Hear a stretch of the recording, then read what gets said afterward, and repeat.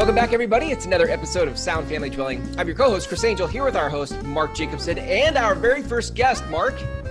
Hello, Chris. Hey, everybody. This is, I want to introduce Sean Reed. Yeah. I've known Sean for many, many years, a great guy. He's been a mortgage broker for a long, long time.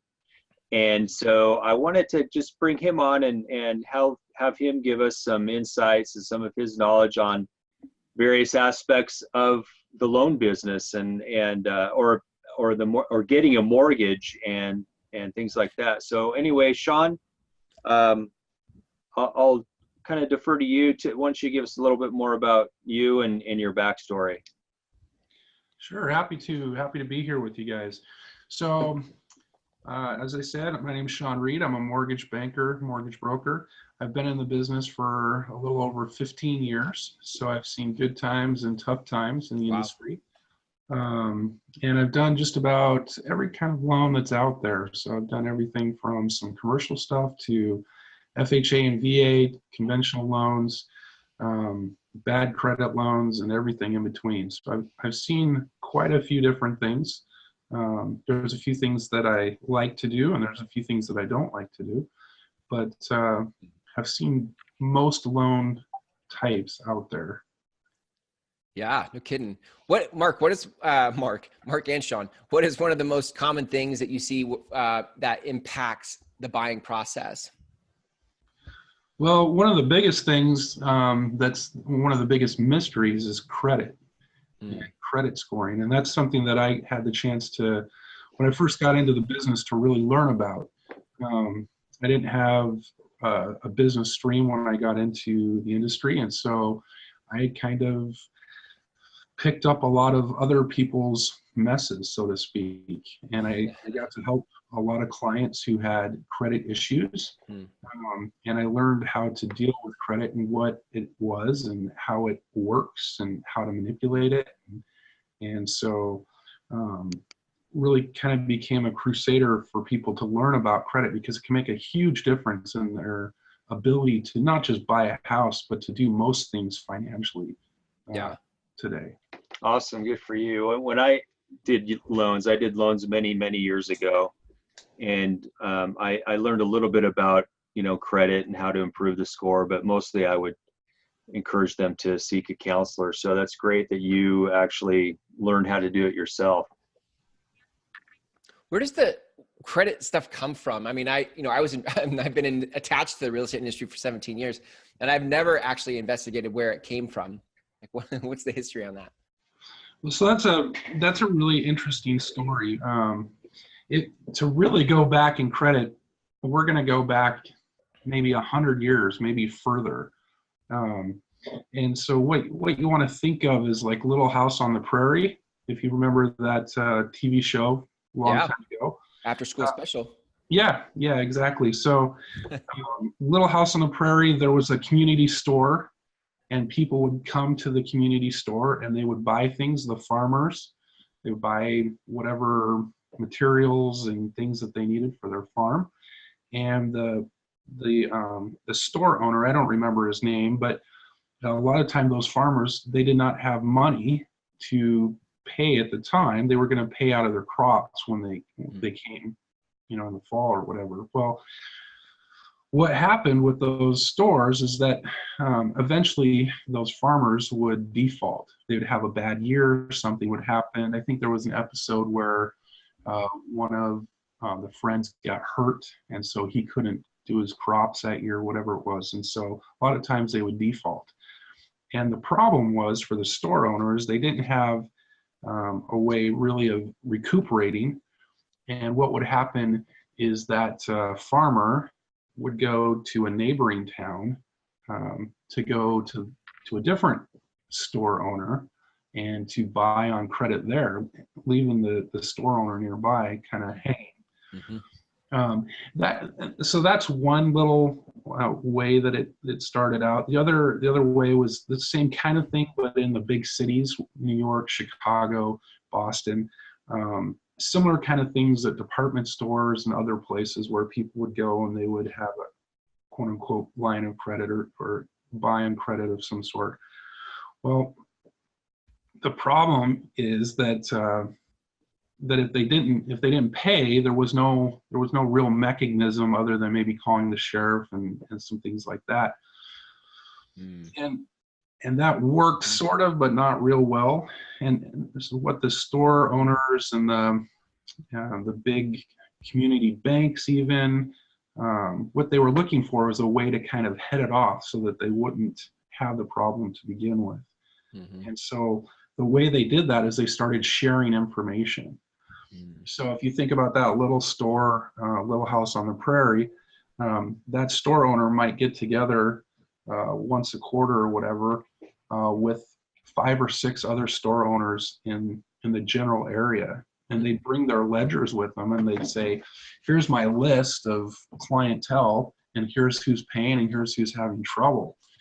And what that would do is the store owners in the surrounding area could write down those people that were having trouble, keep track of it. And that way, if that person came in, they'd know, right, that something was up with that person and maybe be more reluctant to give them goods or services ahead of time.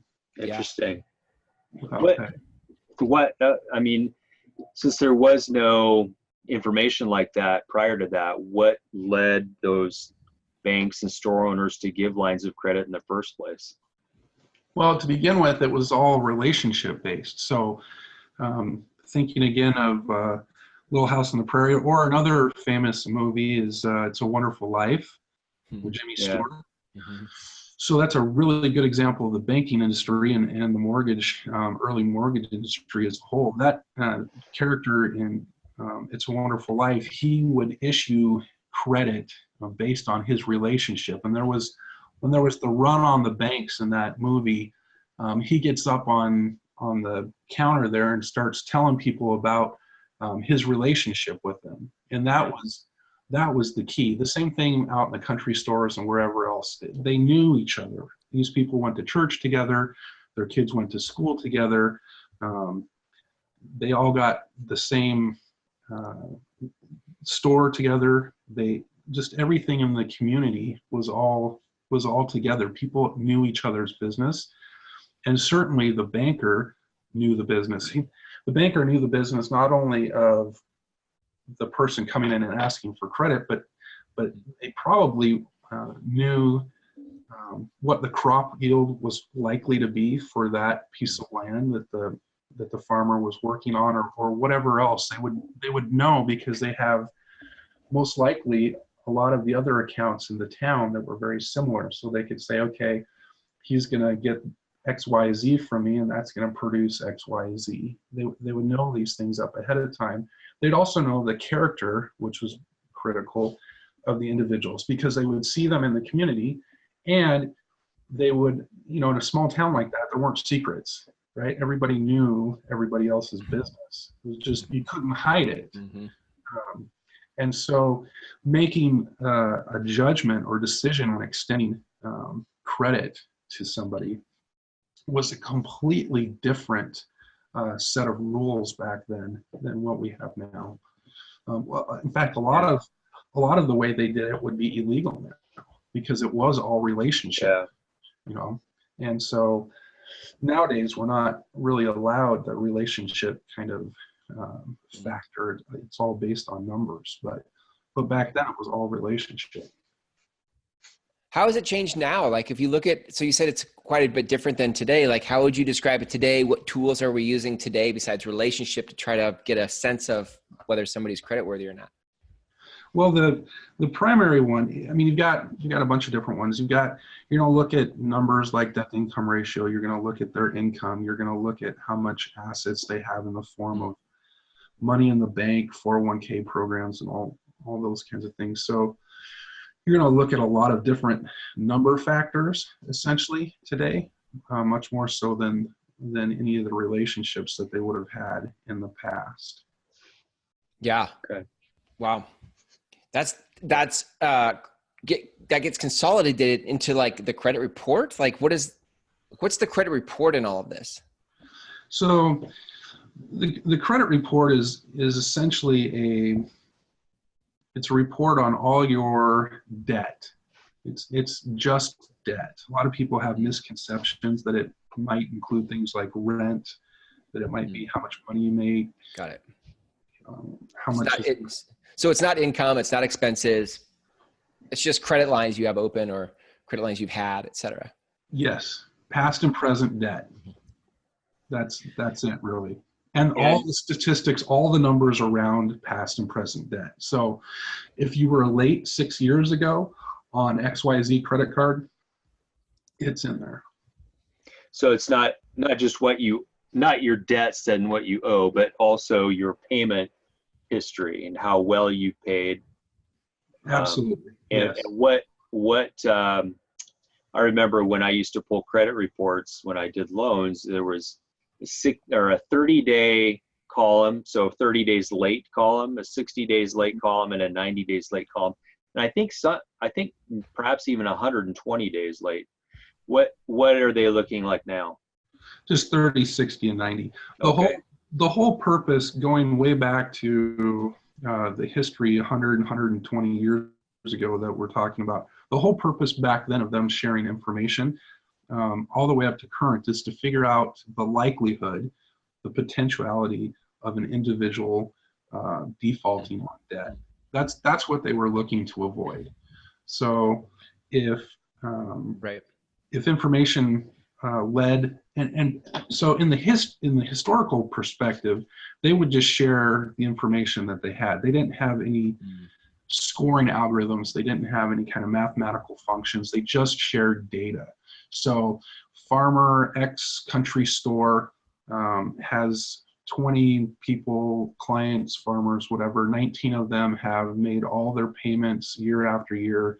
One has had problems. This particular person has had problems making payments on 3 out of the last 10 years. Well, the other stores would look at that person and they would make an individual judgment, right? So they would just heuristically say, okay, we will, we won't, whatever that might be.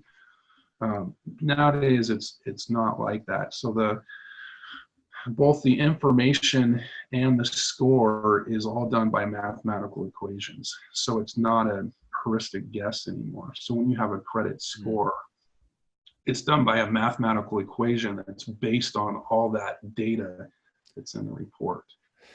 This is the part for me that's harder. Like as a buyer, it doesn't always feel fair if my credit score isn't great, but this is where underwriting can be helpful if you have relationships with your underwriters and they can take it. I should frame it as a question. Do they take into account more than just a credit score when you're borrowing money to buy a house?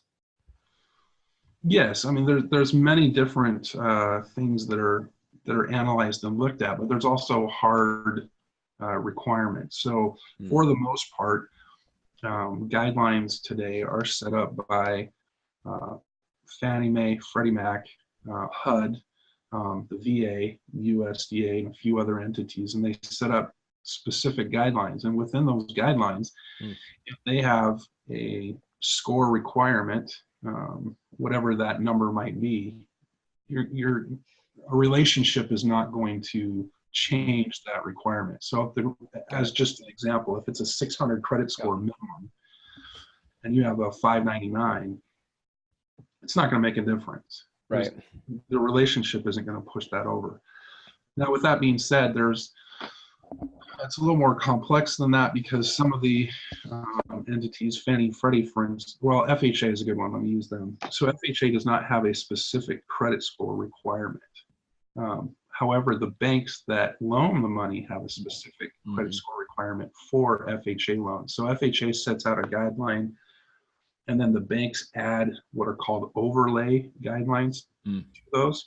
And so an individual bank may say, on our FHA loan, we're going to have a 600 credit score minimum requirement. And that's it. So, wow. What's considered a good credit score? Sorry, Mark. So that's debatable. That's right. Right. So in my mind, I would say above a 720 is a good score. I would say for a great score, you're looking at 780. Wow.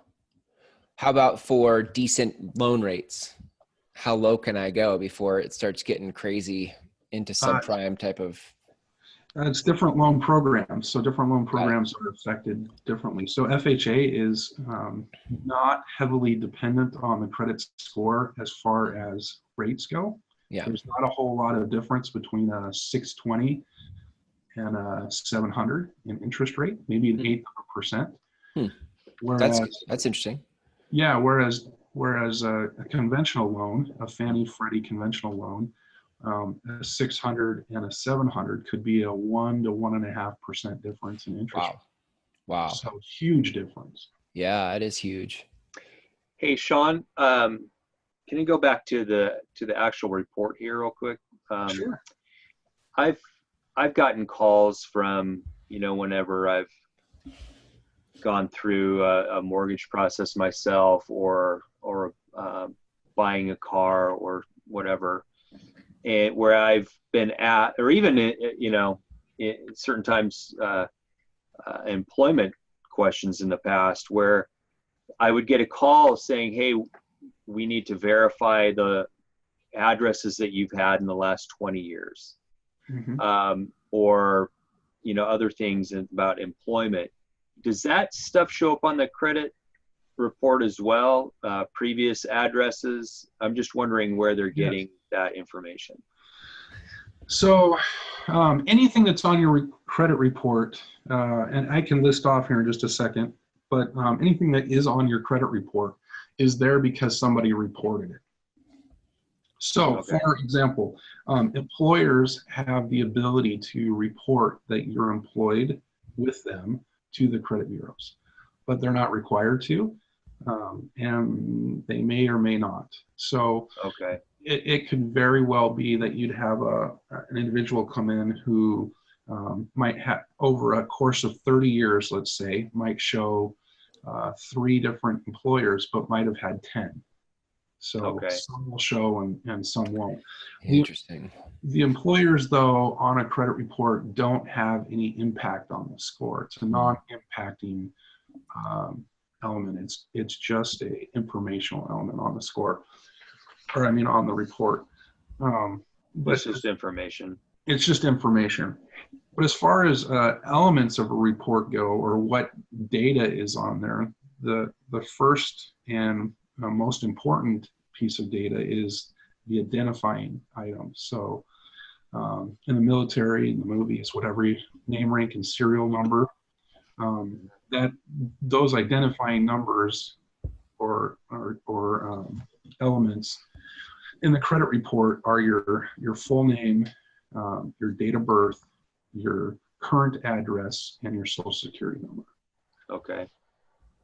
And that's how they track debt. So the items that are actually scored that make an impact on your score are tracked by those 4 pieces of information. Okay. Because theoretically, if you're going to go and get have debt extended or credit extended to you, whether it's a car loan, a mortgage, a credit card, a personal line of credit, a student loan, whatever it might be, when you're making that application, you're always going to include those 4 pieces of information. You're always going to have your full name, your date of birth, your social security number, and your current address.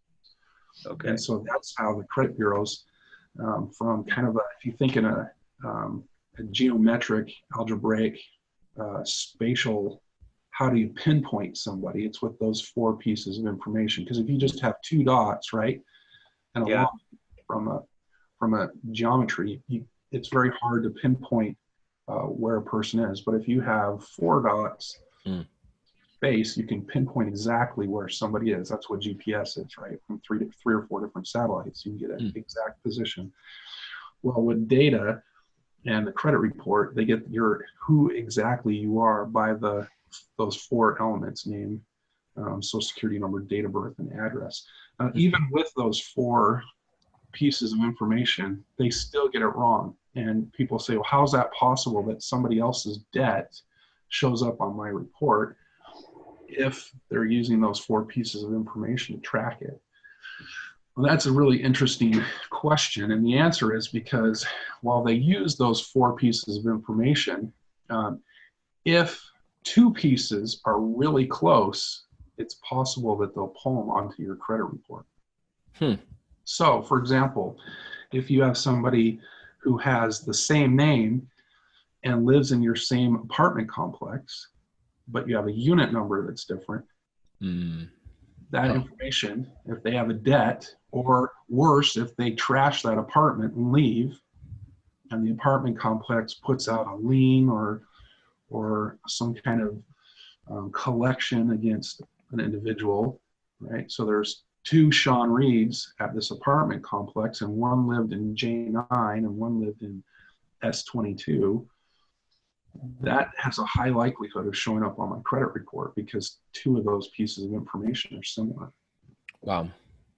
And so it's up to the consumer to say, hey, this is incorrect. That's what I was going to ask. Is there any recourse? Is there any way to, one, verify, and two, then remove anything that's inaccurate? Yeah, and so removing inaccurate information is going to be a whole conversation. It's a very interesting one. You can go and dispute online. I would recommend, rather than disputing online, though, that you send a letter. There's different laws involved when you send a letter via the mail versus online, and there are requirements for taking that information and dealing with it. I'll just throw out there, though, it's very hard to get inaccurate information removed. The credit bureaus are not concerned with accurate information. That, and I know that sounds bad, and me putting out there on the air, probably am looking for liability, but they're really. I don't think it's a secret, though. Yeah, they're not concerned with accurate information, and the reason why is because they're not selling necessarily. I mean, you can debate this. They're selling a service, and they're selling a score, and they're selling information to the mortgage companies and the credit card companies or whatever. But being accurate is kind of secondary, and so it's not necessarily a primary function. Got it. What I want to ask a kind of a concluding question, Mark. If you have any other concluding questions, feel free to jump in. But what, like, is there any kind of average credit score? Like, do we know, like, the average American's credit score is roughly something 600 and something? Yeah, I just read it's higher. I just read that stat. I think it's up to 704 this year. Well, that's very high. Yeah. Wow. Good for us. Yay. Yeah. And in relation to that, do they explain why a credit score is the same, is what it is on the report? Are there any justifications as to why it's so high or why it's so low? Yeah, when you look at a your credit report, if you get a hold of one, it will have some very general, usually 4 codes that tell you in order from most impacting to least impacting what the causes of your score are. So if you see a number 038 come up, that is typically a collection.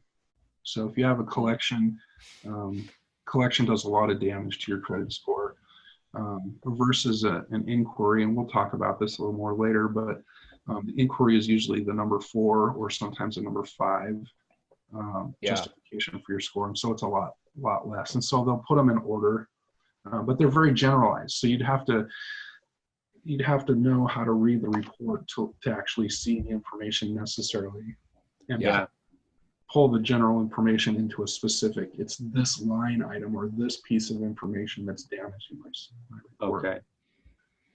Well, I think we could do maybe a part 2 of this where we kind of dive into how is the credit algorithm, how does the algorithm create a score, and then maybe even go look at some of the myths around credit. Because I think sometimes the myths are what stop people from taking action as it relates to buying a home. And they're like, oh, I can't buy a home because blank. And those myths aren't always true. Is that okay with you guys? Can we wrap and do a second episode, like kind of a part 2 of this credit score?